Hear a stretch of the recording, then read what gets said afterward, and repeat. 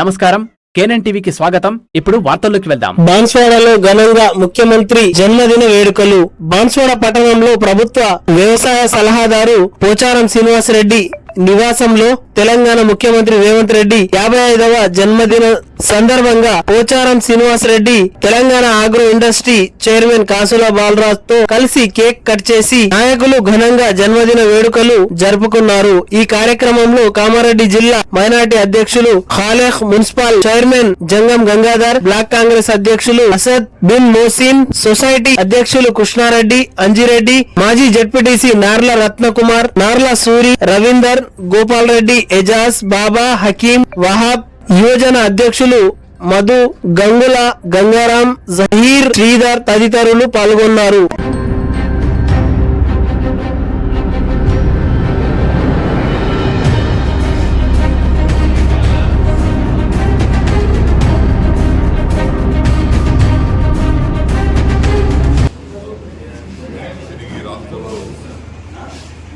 అధికారం రావడానికి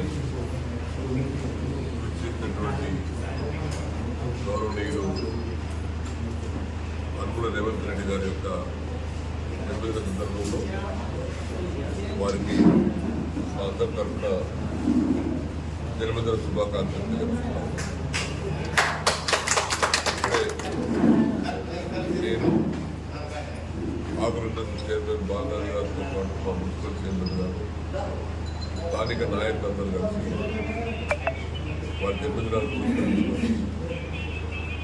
కేక్ కూడా కట్ చేయడం జరిగింది. ఒక వ్యక్తి జరుపుకునే జన్మదినం కాకుండా యావత్ రాష్ట్ర ప్రజలు, కాంగ్రెస్ పార్టీ కార్యకర్తలు, నాయకులు జరుపుకునేటువంటి జన్మదినం. చిన్న వయసులో 55 సంవత్సరాలు ఎదిగినటువంటి రేవంత్ రెడ్డి గారు ఎన్నికల కంటే ముందు రాష్ట్ర వ్యాప్తంగా తిరిగి తన నాయకత్వాన్ని ప్రజలు బలపరిచే విధంగా ప్రజలకు నచ్చజెప్పి కాంగ్రెస్ పార్టీ అధికారం రావడానికి వారు ప్రభుత్వం ఏర్పాటు చేసిన తర్వాత కొత్త ప్రభుత్వం కాబట్టి వాటన్నిటి అధిగమించి ప్రజా పరిపాలన కొనసాగిస్తూ ఉన్నారు. అభివృద్ధి రంగం కానీ, సంక్షేమ రంగం కానీ 13 మాసాలలో ముఖ్యమైన పాత్ర వహిస్తూ ఉన్నారు. అధికార యంత్రాంగం రాష్ట్రంలో డిపార్ట్మెంట్ వారీగా ఎప్పటికప్పుడు సమీక్షిస్తూ ఆ సమీక్షలో ఉన్నటువంటి నొప్పులను పరిపాలన ముందుకు తీసుకెళ్తున్నారు ముఖ్యమంత్రి రేవంత్ రెడ్డి గారు. కొన్ని సమస్యలు, రైతు సమస్యలు ఉన్నాయి, రుణమాఫీ జరుగుతూ ఉంది, రైతు భరోసా ఇవ్వాలని ఆలోచన ప్రభుత్వానికి ఉంది. కానీ కొంత ఆర్థిక వనరుల యొక్క కొరత వల్ల ఇబ్బంది అయినా మిగతా సంక్షేమ కార్యక్రమాలను కూడా ఒక్కొక్కటిగా అమలు చేసి ముందుకు వెళ్తూ ఉన్నారు. వారికి ఈ సందర్భంలో రేవంత్ రెడ్డి గారు ముఖ్యమంత్రి గారికి జన్మదిన సందర్భంలో భగవంతుని వేడుకుంటూ ఉన్నాం. వారికి రాష్ట్రాన్ని పరిపాలించి ప్రజలకు మంచి మెరుగైనటువంటి సేవలు అందించడానికి ధైర్యాన్ని, శక్తిని, స్థైర్యాన్ని, అన్ని అంగులను ప్రసాదించవలసిందిగా ఆ భగవంతుని ప్రార్థిస్తాం. ఏదేమైనా మానవ బలం సరిపోదు, దైవ బలం కూడా దానికి అవసరం కాబట్టి మంచి వర్షాలు కూడా పడ్డాయి. ఈ సంవత్సరం మంచి పంటలు కూడా వచ్చినాయి. వాళ్ళ యాసంగి పంట కూడా రైతు సిద్ధమవుతూ ఉన్నారు.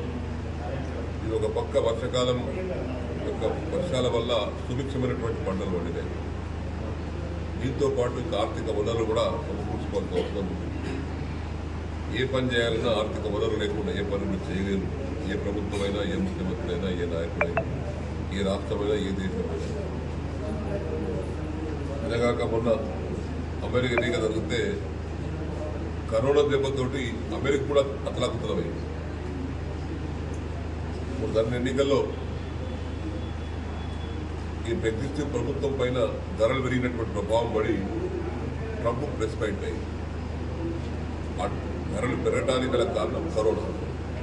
సో ఆ విధంగా కరోనా వల్ల కూడా దేశమంతా అతలాకుతలమైనటువంటి సందర్భంలో రేవంత్ రెడ్డి గారు ఆర్థిక పరిస్థితి మెరుగుపరచుకోవడానికి కావాల్సినటువంటి చొరవలు తీసుకుంటా ఉన్నారు.